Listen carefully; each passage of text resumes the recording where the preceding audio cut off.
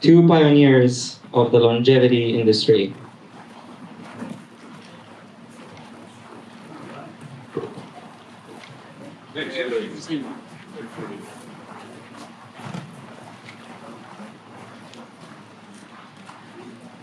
All right, welcome. I'm so glad you're here. I hope you can call this home at some point, wherever Victoria may be.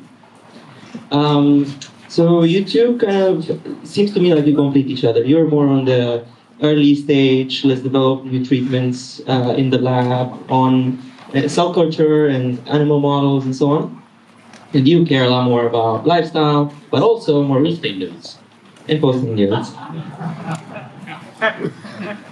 So you care about what we can do now in humans, right? Started with diet, lifestyle interventions, but more recently also things, more advanced therapies like administered-dose follistatin, gene therapy being pioneered here in Prospera. How do you see completing, do you try to also contribute to the early stage science, and do you try to also contribute to the clinical stage? Well, yeah, I mean, yes, good. So I certainly try my very best to contribute to every stage. The work that I do in the organisation I lead, the Foundation, is just part of the work that I do, of course. I'm always trying to leverage the prestige and the prominence and the influence that I have gained over these 25 years or whatever, to ensure that everything moves forward. And that not only at the level of what we can do already, which is, I guess, Bryan's main focus, but also at the level outside of the actual science, the regulatory stuff. And the huge part of the reason I'm here is both to learn and to be able to promote the innovations that I believe will play a huge role in accelerating the access, not just for a few people, but eventually for the whole world, to both the things that are available already and the things that people like myself are developing. It's okay, but it's fine. Yeah, I'm done. Now, I saw that Noah put up on the stream that when he was 10, he was a professional juggler. And I was thinking, like, these microphones, there are 3 of them, and they're a bit like Skittles, so maybe that's something that could be actually useful. First, hi everyone, nice to see you. Hi. It's amazing that all of you are here, that this actually worked, to get this many talented people in one location to work on the future. It's phenomenal. So thank you for having me. Yeah, I guess the thing I want to focus on is, for me, the thing that brought me the greatest happiness was after I guess at the age of 21, I wanted to do something meaningful for the human race. And I've been working on that project for 25 years. And so the question is, what do you do in life? How do you spend your time? And why? And I did this thought experiment about trying to converse with the 25th century. So you're present among that intelligence of some variety, and you're hearing the conversation, and they're observing what happened in the early 21st century that made it possible for intelligence to thrive in this part of the galaxy. What happened? And that thought experiment produced a lot of clarity for me, or at least the practice of doing it, because in this moment, there's so much noise about what is happening in the world, and there's an endless list of things you can talk about, of political drama, current norms, ethics, but it's very hard to pull yourself out of that time and place. And so the observation led me to conclude that the 25th century said the thing that was most relevant was Homo sapiens in the early 21st century figured out that the only thing they should care about was don't die. And it sounds like a clever frame, but actually it's endlessly expansive, where it's don't die individually, don't kill each other, don't kill the planet, and align AI with don't die. And if you take the situation, you say, okay, we're baby steps away from superintelligence, what do we do as a species? How do we think about reality? What do we care about? What are our ethics? What are our norms? And we go out and we survey the world and say, who has something to offer in this thought process? Very few structures offer anything useful. And so Don't Die is an attempt to be relevant at the programmatic level with artificial intelligence builds and to our individual daily actions and through the whole stack, through nation-state negotiations. And that's really what I've tried to do. So Blueprint, yes, it's about food and diet and speed of aging and other markers, but really it's about the transition from Homo sapiens to Homo evolutus of how we continue intelligence in this part of the galaxy. And a lot of what you guys are doing here is directionally on point with that. That it's actually, we're doing it, we just don't frame it that way. So yeah, that's entirely what I've been trying to do is, when you look back at the previous centuries, we define centuries with 3 or 4 or 5 things. Everything else is just compressed. Our time period will be compressed too. 99.9% of what we do will be forgotten to history. It'll be all compressed. And so the question is, what do we work on that actually survives that 0.1% survivability over the centuries?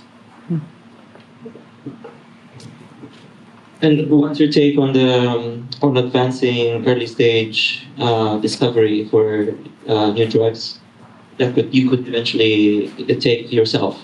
How fast do you think we could take something from an academic idea paper to something that we could try on ourselves in the community? And when do you feel comfortable to try something? I heard earlier someone was like, we need a guinea pig for this exosome brain aging thing. Yeah, I think this is for you. Yeah, everybody wants to do an experiment on me.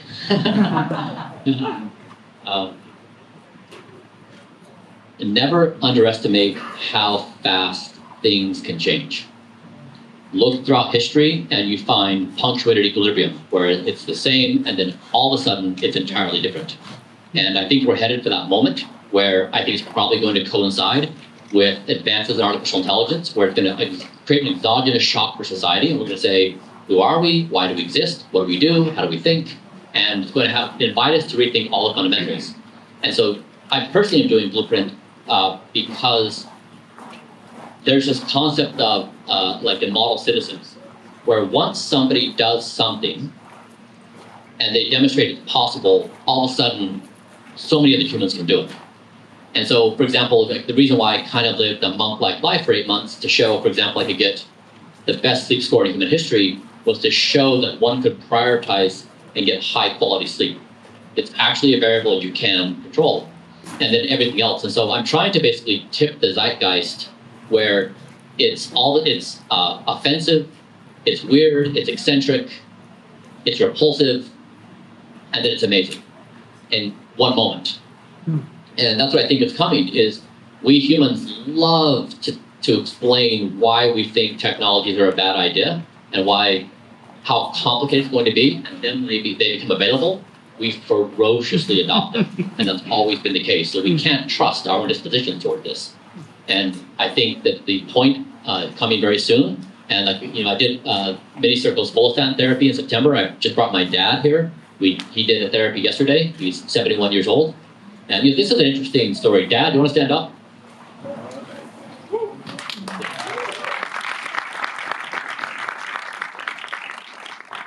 Fast stand up, that's right. So my dad is 71 years old. His life expectancy is 68. And it is a different situation when you don't know what's going to happen every single day of your life. You don't know if today's your last day. And when you're in that situation, life becomes so precious, and he's there. And so I think it takes on an entirely different meaning. When someone's healthy and happy, they can dismiss anything about this because they don't care. But when you're in his shoes, these things are all that matter. And I think it's an inspiration that his ferociousness of wanting life is, to me, the thing that motivates me. Aubrey, how do you see collaborating with the clinical side? Oh, I think it's vital. I think that it's always going to be a professional barrier that, PhDs and MDs think rather differently and they have rather different areas of focus, but they both recognize the need to, the pipeline, from research to implementation and delivery. And therefore, I think it's the job of all of us to figure out the best way to lubricate that pipeline to improve the ability of things to move from the lab into the clinic and to be disseminated as rapidly as possible. And the main reasons why the barriers exist are those reasons are not particularly difficult to overcome, I don't think.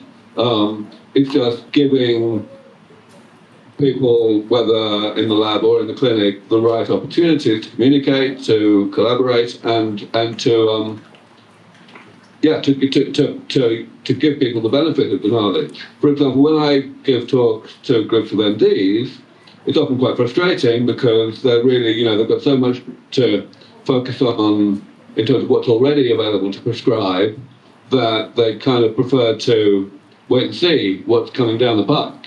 But some MDs are actually, they recognise that it's valuable to anticipate what's coming down the pike, at least a little bit, and to educate themselves on this, to maintain a certain degree of currency as to things that are to be able to prescribe in the near future. Not least so that they can talk to them about those things to their patients. So as to maintain optimism and so on. So I see a world in which this is a vibrant city. We have labs. You direct scientists there, come up with molecules, and then the question is how, without MDs necessarily gatekeeping, because we have biohackers that get advice from MDs, right? Rejuvenation athletes.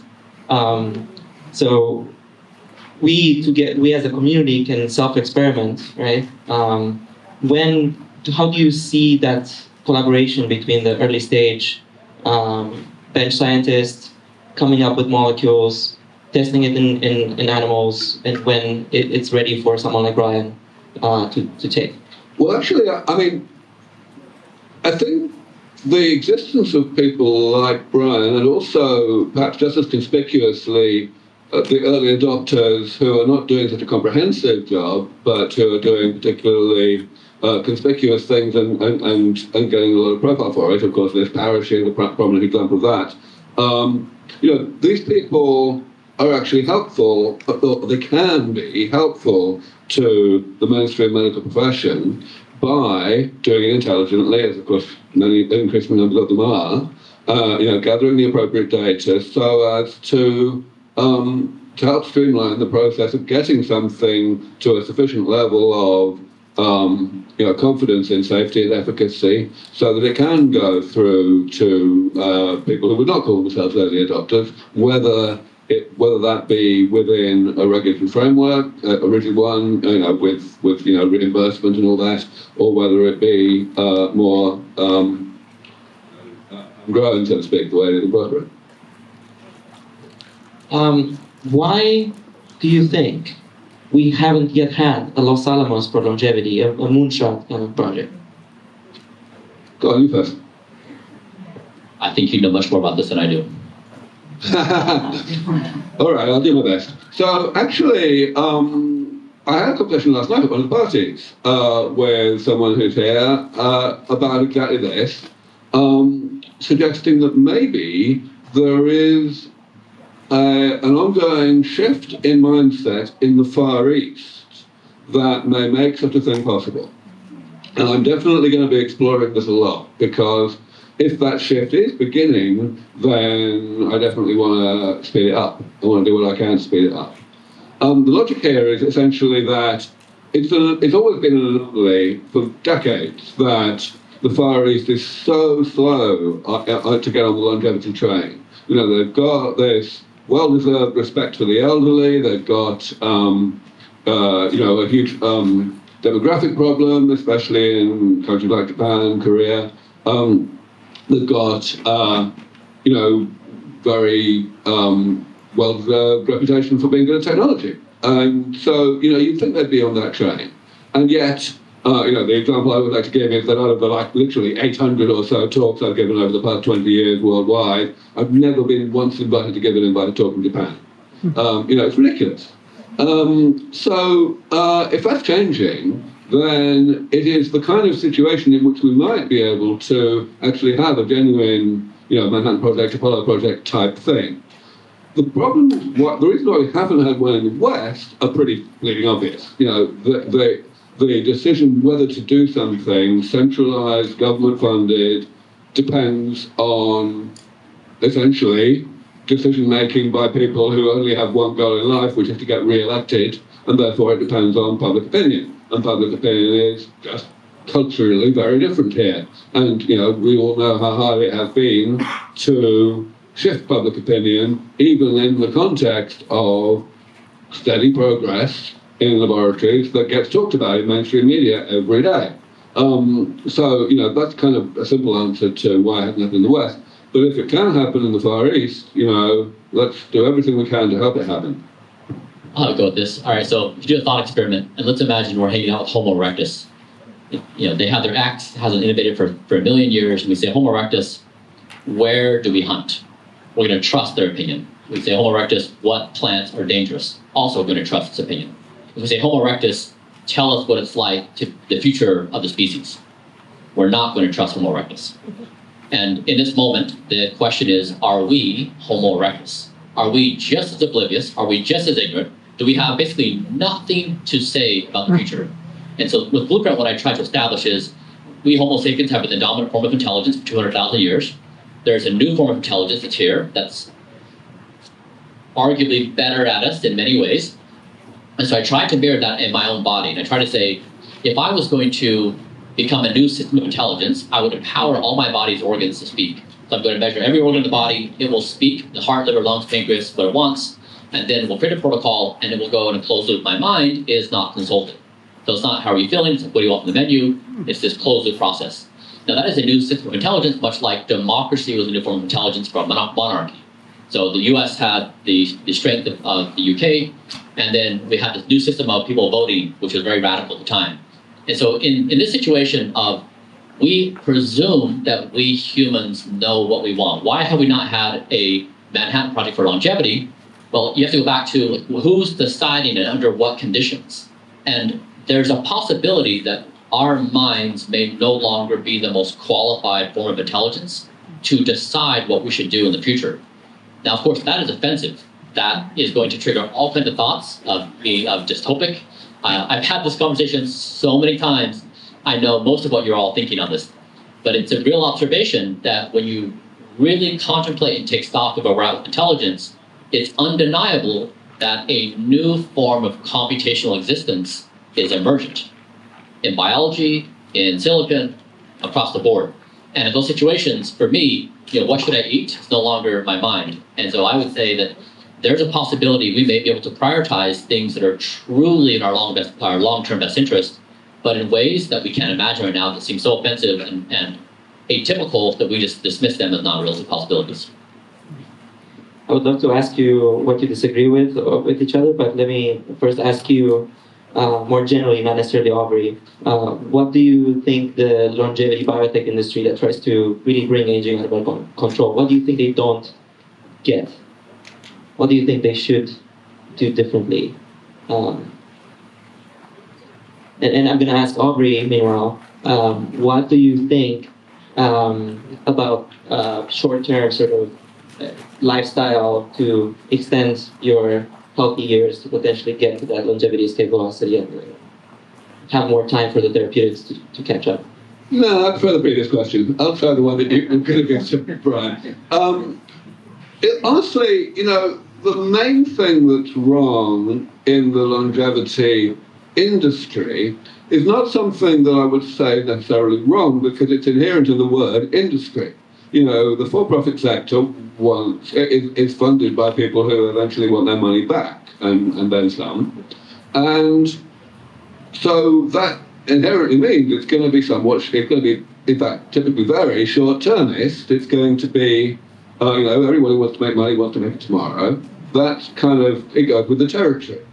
But the longevity movement, of course, is much broader than the longevity industry, and I, of course, have been always on the non-profit side of it, doing things that are pre-investable, maybe never investable, but are just as vital as the things that are investable. And so certainly I would say that one shortcoming of the movement is that there aren't enough people out there recognizing that the non-profit side needs to be taken forward as well. Essentially, I've benefited from the fact that a few very wealthy people, and of course a larger number of smaller grassroots donors, have recognized, even if they are entrepreneurial, at heart, that the best way to create a private sector is to actually be philanthropic first and let projects get far enough along that they become investable. In fact, Peter Thiel, my first major donor, starting in 2006, said it in exactly those terms to me at the time. So, I would very much want that philosophy to be taken forward. We have a very contrary philosophy on the part of some of the people who've become prominent in this area over the past decade. So when Larry and Sergey started Calico in 2013, everyone said, oh, that's very good. And they try. It's not a company at all. Indeed, they actually wear their long-term vision kind of as a badge of honor. But it's also not a proper non-profit, and lo and behold, it's not getting very much done. I would hope that Altos is not going to go the same way, but, I have a funny feeling, well, I don't have a funny feeling, I know for a fact, because they've told me so, that Jeff Bezos and Larry and Sergey just don't think that non-profits are very efficient at doing technology, which is nonsense. So, I think that's the main shortcoming in the movement right now, I feel. Yeah, I'd say, memetics meant motivation. And death has always been inevitable, so it's reasonable that people behave with that primary assumption. If death is a maybe, or the ability to radically extend our lives, it produces different memetics. And humans do things to memetic response, whether it be what you're working on, whether it be what your beliefs are, whether it be how you're voting. We signal to other humans around us by our behaviors. And for example, I've personally been very surprised at the ferociousness of the death defenders. That you would think that death is a thing that would create a lot of human agreement. It's not. It is extremely divisive, and there's all kinds of elegant and extravagant and clever arguments on why death is a virtue in society. And I'm not suggesting it's black and white. It's definitely nuanced, as most of these philosophical conversations are. I would say my personal experience, I 2 months ago, I messaged out on social media, I'm going for a hike, who wants to join me? I got 11 people to show up at 7 a.m. in the morning. The next week I had 100, the next week I had 200, the next week I had 500, and then 2 weeks ago we had over 4,000 people in 58 countries. On this loose idea that don't die is the guiding philosophical principle. There is a desire, and there hasn't been a mimetic framework for people to say, I'm in, I want that. And I think if we could create a movement, a global movement, and make it tangible and real and actionable, I think we could shift things very fast, and people's perceptions would follow, and it would be all the same. Yeah, let me follow up on that a little bit, because I think you're absolutely right, Brian. But it can be phrased in a manner that really, brings in very sharp relief the irrationality inherent in it all. Essentially, what public behaviour, how people actually vote with their feet, actually comes down to is that people do think that it's good to try not to die, just so long as you don't try hard enough to actually succeed. This is basically what it comes down to. And, there isn't anything else for which we think that. So that is the way we should phrase it, and to contrast it, to get people to justify that. I'm sure there's some in the audience. Please have the courage to shout out a reason why it's not a good idea to try not to die. Can I hear overpopulation? Come on, courage. I know, I've heard some. Get the microphone. Eat it. Boredom. If lots of people never die, then the world can get overpopulated and then there's not enough space and people have to die.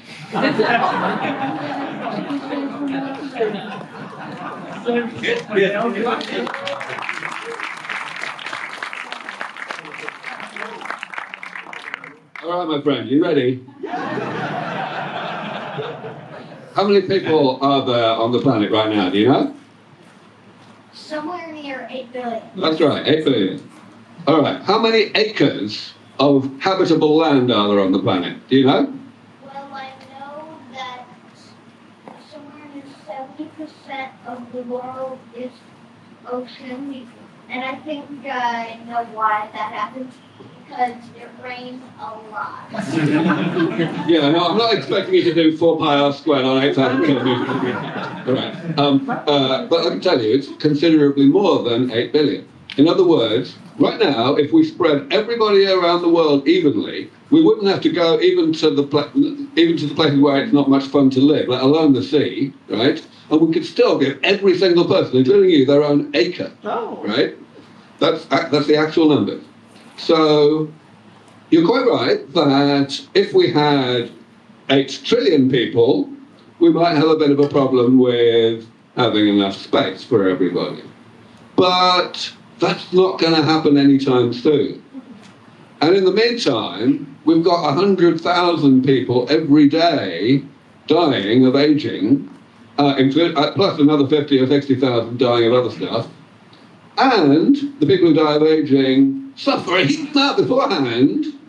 So it seems like, saying we ought to let that carry on happening, because otherwise, centuries from now, we might have a space problem, seems like, not very logical, really. That's my answer. I also heard one on that it would be boring. You want to take that? Yeah, so if we ask Homo erectus, do you want to live in the future? And Homo erectus might respond, legit, I've killed all the animals around, life is kind of tough, I don't know.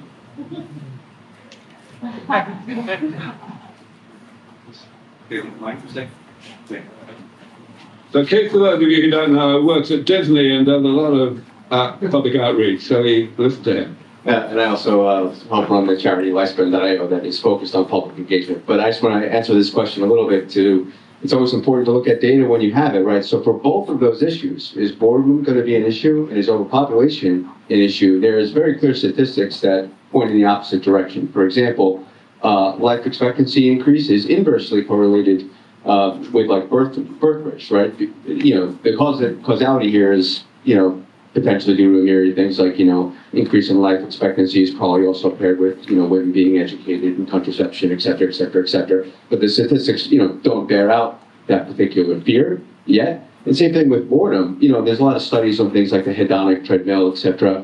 And long story short is if you want to know how bored you're going to be in 100 years, it's roughly how bored you are right now. So don't be boring. Yeah.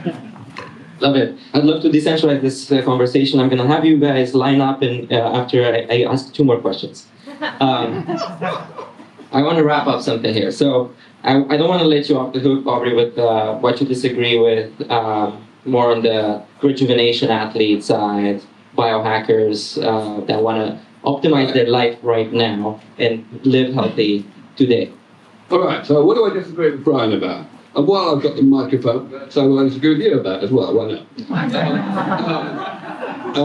So what do I disagree with Bryan about? Well, I'm not actually sure, because even though Bryan and I are good friends and we've talked quite a bit about the kinds of things he does and why he does them, I wouldn't say that I really understand Bryan's head. I do think that I disagree in in a sense that where there's no right and wrong about something. Namely, I can't imagine anything worse than subordinating my life to an algorithm, which I believe is the way that you describe what you've done. That sounds like absolute hell on wheels. I value my own autonomy. Well, I disagree with you that. I would say that the goal of Prospera and Vitalia should not be to make death optional, it should be to make suffering optional. I think that's a much better phrase. That's good. And the reason I think it's a much better phrase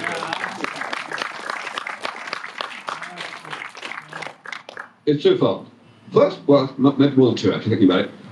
First one is, nothing in favour of suffering either. Even people who can't figure out that we shouldn't, that it's illogical not to be against death, they still reckon that the better we can do against suffering, the better, right? The more we can do. There's no limit to that in anyone's mind, as far as I can tell. So it's much less controversial. I speak to people all the time, including here, who say, yeah, they don't think we should focus on suffering and not focus on death. And the thing is, that comes to the second reason, which is it's actually okay not to focus on death, because if we actually, the more we actually succeed in addressing the main, number one, by far, cause of suffering, which is aging, the more we will also succeed against death. It's a side effect. Yeah. Right? So we don't have to regard them as competing goals at all. They were competing goals maybe 200 years ago when there were plenty of other causes of death that didn't have to do with aging, but these, and they were not necessarily the major cause, associated with the major causes of suffering, but we don't have that problem anymore. Right now, by far, the major cause of suffering and death is the same one thing, aging. All right. Don't die. Do you disagree with what he said, Mr. Don't Die? Go Uh, I'm deeply grateful for Aubrey. He has been fighting the good fight for a very long time. He was a pioneer in the field. He's taken a lot of arrows, and I'm grateful that I benefit from his efforts.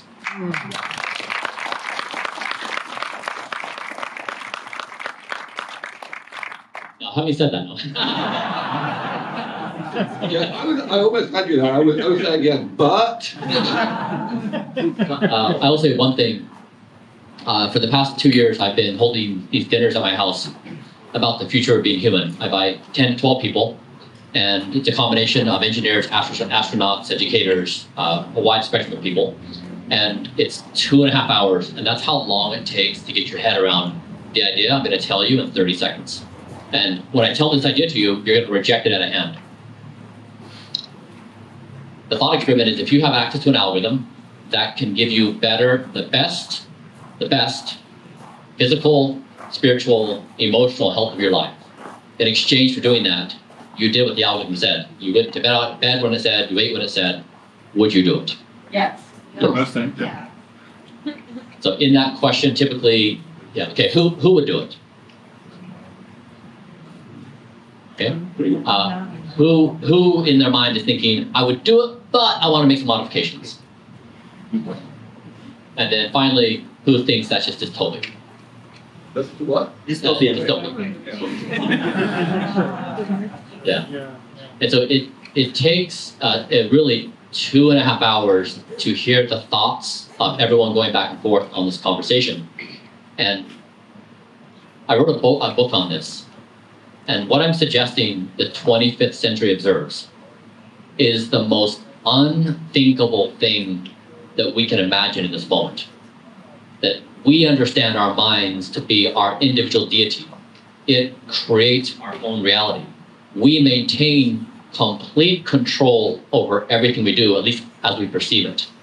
And to imagine another system of intelligence could potentially augment that and or replace that and or something else that changes this configuration is perhaps the most offensive thought to have in the early 21st century.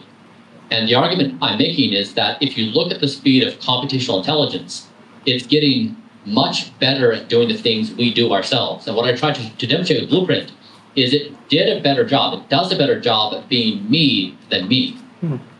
And I've never in my life been happier. I've never felt more free. I've never felt more expansive. I've never felt better in my entire life. And this is what I think we're up against as a species is, can we actually avoid self-annihilation? Can we avoid killing each other? Can we avoid nukes? Can we avoid bioterror? Can we avoid AI destroying us? Can we avoid destroying the planet? Can we avoid annihilation as a species? That is the number one thing we have as a species right now. Everything else just pales in comparison to fight for our existence. And that's really what I'm trying to get at, is we have these deep, fundamental, philosophical, engineering problems in front of us, and we need something to do together. And Don't Die is the most played game every day by every human on the planet. There's nothing played more than Don't Die. We breathe every few seconds. We look both ways across the street. We throw out moldy food. We wear seatbelts. We all play Don't Die. You go one layer above Don't Die, and we branch out into thousands of different games. But that's the one thing we can agree upon. And every form of life does Don't Die, right? You have the most users to this movement. Literally every form of life. Yes. What do you, Bryan, disagree with, or your advice for Vitalia? What would you like Vitalia to see do more of, or differently? It probably just takes one success story to kick this thing off. Mini Circle is a great example. If they can bridge themselves into an FDA approval or an IND or some other legitimacy, I think it begins somewhere and it goes, then I think it will be crowned with legitimacy and they will flourish. But there's got to be a bridge to, quote unquote, legitimate society when people perceive it. And if it sits on the outskirts as maverick, then it'll be a harder time to get adoption. So yeah, one case study I think which will open the floodgates for this to thrive. All right, I'm going to open the floodgates for questions. Please line up here. Meanwhile, if you can answer about public perception, what is your strategy on PR, on how you engage the public to accept these ideas, or you don't even care about accepting the ideas? I know you do. So, well, actually, there is a limit to how much I can. I have always felt that it's necessary to find the most efficient way to get public opinion to change eventually and to get widespread and eventually universal adoption of technologies that we develop. But I've recognized since forever that the public is an oil tanker that's difficult to turn, and therefore that we need to focus on the paths of least resistance, which usually means getting a small number of people, whether it's early adopters or whether it's techno-visionaries of whatever kind, to get them on board and to get them to get stuff done, which then other people start taking notice of. Now, of course, Prospera in general, and Vitalia in particular, all the facilities that are cropping up are massive examples of that, and that's precisely why I've chosen to dedicate a lot of my time and effort to doing whatever I can to promote that and spend the entire 8 weeks here, for example. So I'm not really all about everybody as accepting the ultimate goal, and I'm regarding that as something that will happen on its own once other things happen. Of course, I've got very many different strategies for going about changing people's minds, getting people on board. It depends on where they start. I learned very early on that I had to do like 95% of the listening and 5% of the talking, which is not something that comes naturally to me. Because the people are so different in what their pressure points are, so to speak. I think, specifically in the context of Italia, when I'm out there on Twitter or on stage or on camera talking about Italia, I think the situation would be rather simpler because it's new, I'm new to it, I've got particular views about why it blows my mind, and why I believe it can really truly quite soon be the global hub of medical tourism, and I'll just be saying more or less the same thing to everybody.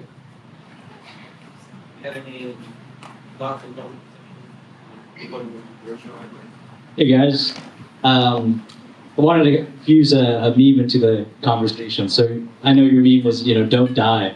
But the only way that we avoid death is by experiencing pain and suffering first. People who don't have pain receptors, they end up dying really early, like when they don't have like NAV 1.7 and they die, So I feel like that is the precursor, and that is the thing to focus on. But on the other side of the equation, if we really do succeed in living longer and we have trillions of people one day, I think a really good meme that Elon Musk seems to be running with is space travel. And I have very rarely heard people talk about longevity drugs to protect against like radiation-induced oxidative stress and the perils of space. So I think riding on that, don't suffer, let's get to space. We need longevity drugs just as much as we need the rockets. I think it's an interesting meme. I haven't seen anyone leverage it, and I just kind of wanted to infuse it. Yeah, okay, so let me take that first. So actually, there is currently quite a bit of research going on that is leveraging the overlap, the intersection between longevity research and space research. I meant more like at these talks and these conferences, like the meme, you know, because I know there's tons of drugs that fight radiation. Right, yeah, of course. I mean, the free radical theory of aging, the very first mechanistic theory of aging came from radiation biology. Yeah, in terms of the meme, well, I'm actually rather pleased that it hasn't come up. Yeah. Because it's nonsense. First of all, you know, the way that it has traditionally come up, the idea of, oh, we're going to space, is something that doesn't work mathematically as a solution to the overpopulation problem, because if we have a greater birth rate than the death rate, then we have an exponential growth in the total number of people that exist at any one time, and yet we only have a cubic growth in the amount of space that we can get to in a certain amount of time. And, you know, exponential functions overtake polynomials. With current physics. But Good current physics. There's no way we're going to get... I guess. In fact, you can go further than that. If you just look at the amount of matter that we would need to build people, let alone spaceships, you won't get beyond the solar system. Yeah, with current technology. But I mean, talk about dystopia, you know? I mean, I hope we can all get to space one day, because if we achieve these longevity goals and we have 8 trillion people... Yeah, I'm not objecting to some people going to space. Yeah. It's just, you know, using the mass exodus thing. And the other problem, which is a huge problem in terms of advocacy and outreach, is nearly nobody actually wants to go to space. That's actually quite a big thing to remember, boys and girls. Because if somebody comes up to you and they say, oh, I don't think this anti-aging research is a particularly good idea, and you say, why? And they say, well, we too many people. And then if your response is, don't worry, we'll all go into space, then, right, even forgetting the mathematical stuff I just said, the first thing they're going to think is, you're fucking crazy, I don't want to go into space. But then, it's worse than that.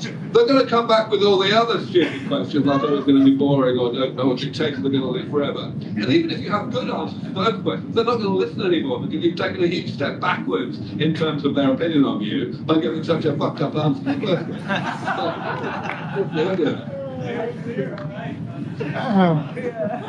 Aubrey's undecided on this one.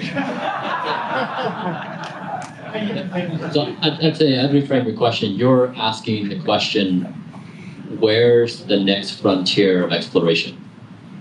And you've put in that slot a certain word that has certain ideas around it. And we as a species are an explorer species. We love to explore. And if you say, what is there to explore? We understand putting one foot in front of the other, and we see an object. So we say, there's the moon, we're going to the moon. We see one object past it, let's go to the next rock. There may be the situation where the next frontier of exploration may be our inner self and our consciousness. Now, that may be the most expansive exploration in the history of the species. And we have to remind ourselves, we're giving birth to a form of intelligence that so far exceeds ours. We may be in a moment where the only rational and wise answer we can generate is we don't know. Full stop. We just don't. Now we are accustomed to thinking, we have always known, we've always been the one to say, I have a question about this given thing, and we run our mouths and we offer up a solution. That may actually be at the very end in this moment. But that is so hard for us to internalize because we have been accustomed our entire existence to being able to offer something that we know.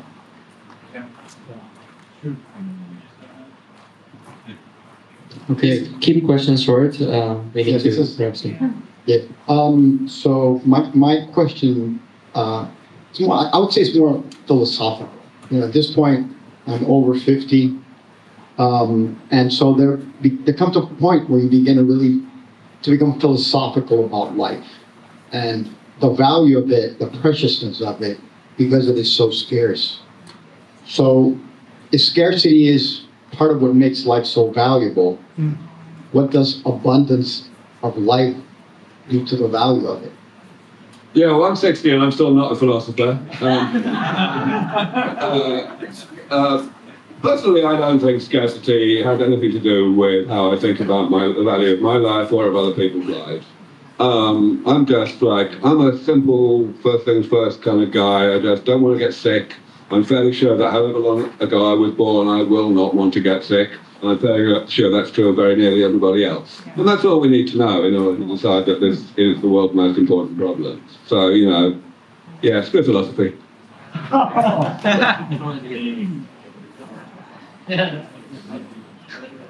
Right? Yeah. I mean, I guess I've said this answer multiple times. I'll say it again because I think it's really the point. Is so 4.5 billion years, and we have arrived. We're baby steps away from superintelligence. It's right now. Whether you think it's a year away or 20 years away, whatever, it's right now. It's that form of intelligence is going to be orders of magnitude more intelligent than we are. It's going to be in existence we cannot even begin to imagine. We don't have the words for it. We don't have ideas. We have no idea what's going to happen. We're up against an absolute wall of fog. The only thing I come back to is, given the circumstances, literally the only thing I can say about my existence, I don't want to die. There's nothing I can say even one layer above it. I can't say whether I want pain. I can't say whether I want happiness. I can't say whether I want sadness. I don't know. I'm open to every possibility. As we grow up, we learn these basic states of consciousness, like having a friend and falling in love and going through a heartbreak and then getting inebriated and doing a psychedelic. And you experience this ever-expanding space of what your conscious state can be. And maybe it's the case that we have conscious states that are thousands or millions of times bigger than what we've done. We now have the ability to engineer biology and atoms. We have root admin access to the building blocks of reality. So it's blowing open the possibility space. And so I think that's why we just don't have the vocabulary for it to even contemplate these questions. I want to actually echo that a little bit, because I'm not 100% where Bryan is on this, but I'm 99% there. I believe that there are some things that we can be so sure we are going to continue to think, however far in the future we look, that we can assume that they are actually certain. So, yeah, not wanting to die is certainly one, but not wanting to get sick is, I believe, up there, right?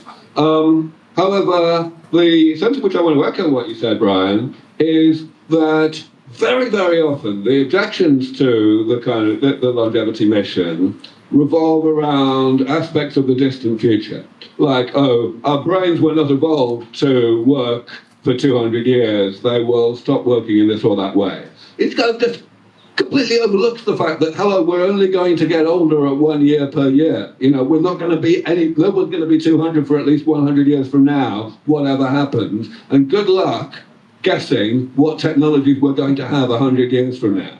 It's completely wrong to base any of our decisions today on what technologies will or will not exist 100 years from now, or even 50 years from now.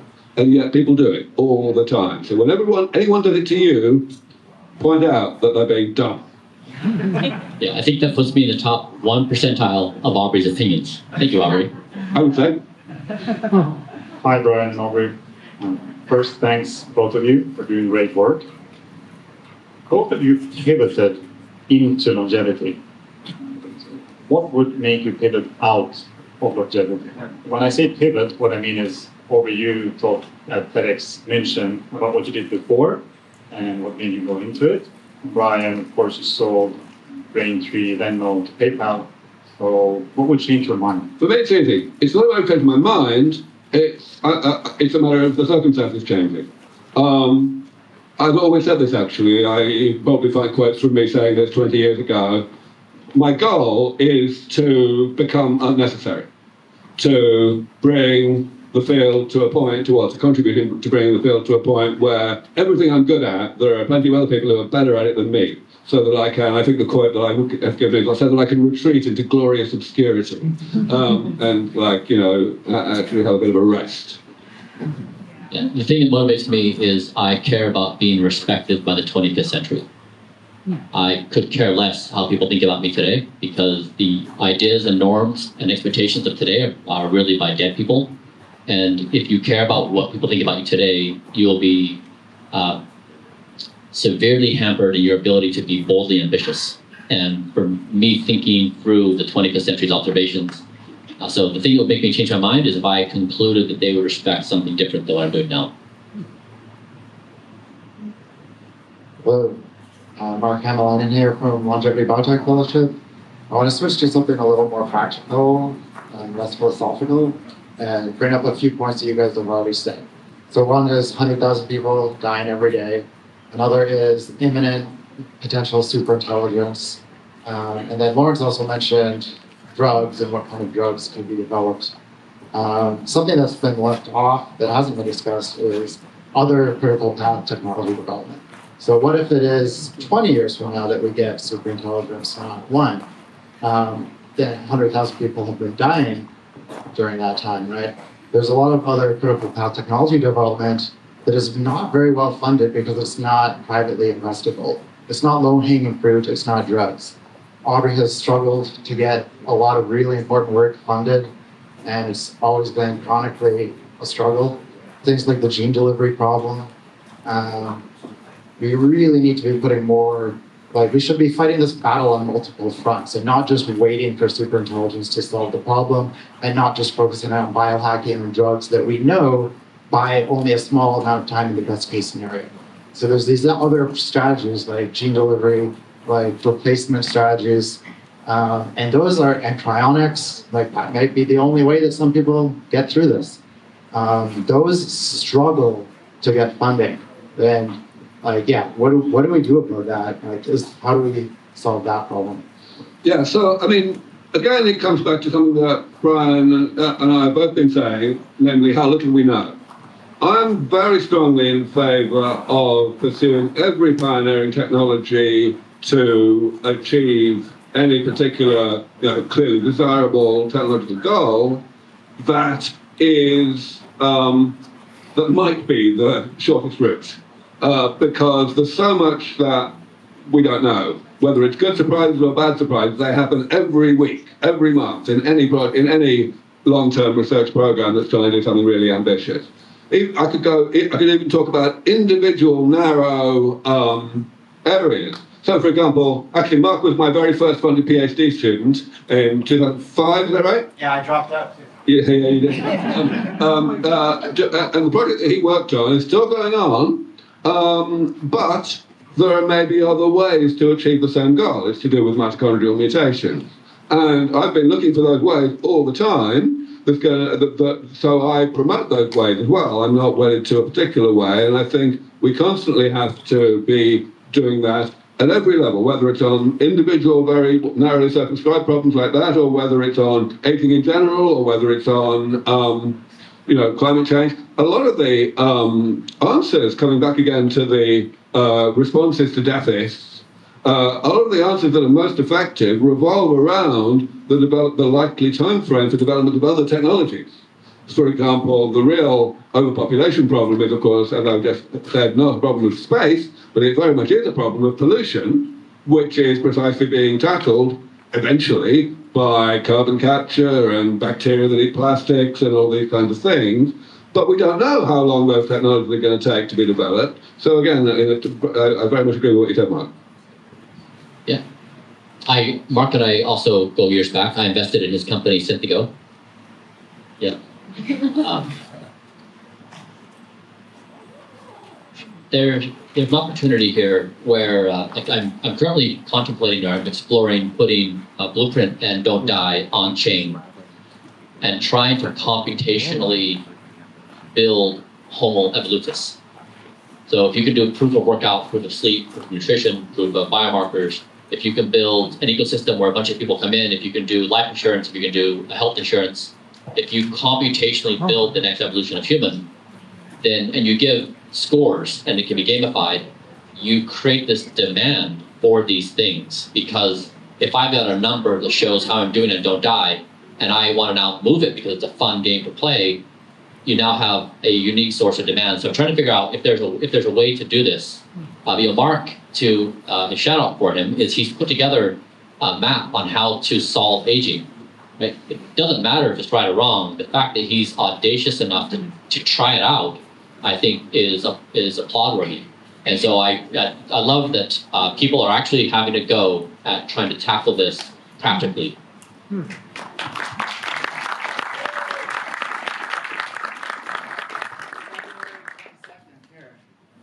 February 22nd, you said? we should talk. I'm working on this. So incentives. Last two questions. Thank you so much for making me here. Francesca here, thank you also for sending supplies. And the first question would be directly for Bryan. If you have thought about creating your charter city or adopting Prospera to test your algorithm and blueprint protocol? Yes, we'd like to. Okay, amazing. And the second question is, can I look at your blood for my proof of concept? Look at my blood? Yes. Yeah, I get a lot of requests. Yes.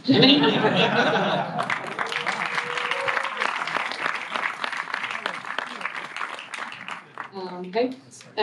My question is mostly at Bryan, but you both can answer.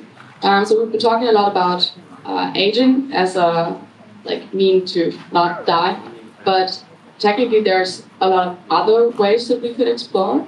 And I'm curious about your opinion on all these other possibilities and whether you think they are effective or good things to look at. And technically we could zoom out and think about all these other ways. So basically, what do you think is the best pipeline to get to not to die in all, actually not die?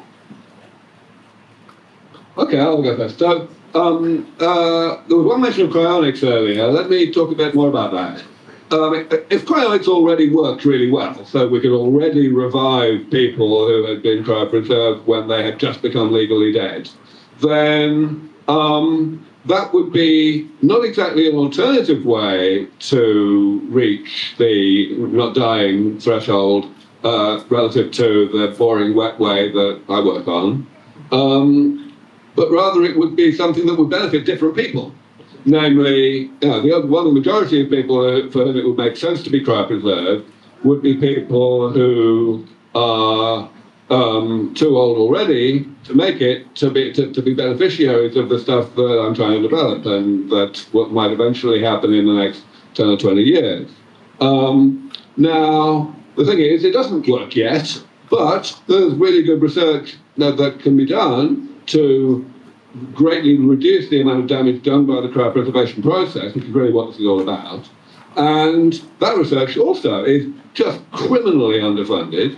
I put substantial money into it from my own foundation, but there's only so much I can. So, that's one example to answer your question, I think. It's probably the best one. The way I've thought about this is, if we map the potential ways that we become extinct as a species, or have suffered some catastrophic event, excluding a supervolcano or an asteroid, and if we isolate and we say we have human-on-human violence, like biowarfare or nuclear annihilation, or if we say climate change where the Earth becomes unsustainable for us, or if we say there's some undesirable outcome with AI that makes existence either to eliminate humans or some undesirable outcome. A lot of those things we feel like are out of our control. What can each one of us in this room do? And so I tried to become all three of the problems myself. And so if you take the problem of human annihilation, at the core of it, it's you don't have shared incentives. You basically you're fighting over what the objective function is. And so I tried to say that I myself am a representation of that, where I have different versions of me that want to do different things. At night, I may want to eat bad food, and I may want to stay up late and not pay attention to my bedtime. I may also commit other self-harm in the form of grind culture or something that accelerates my own death.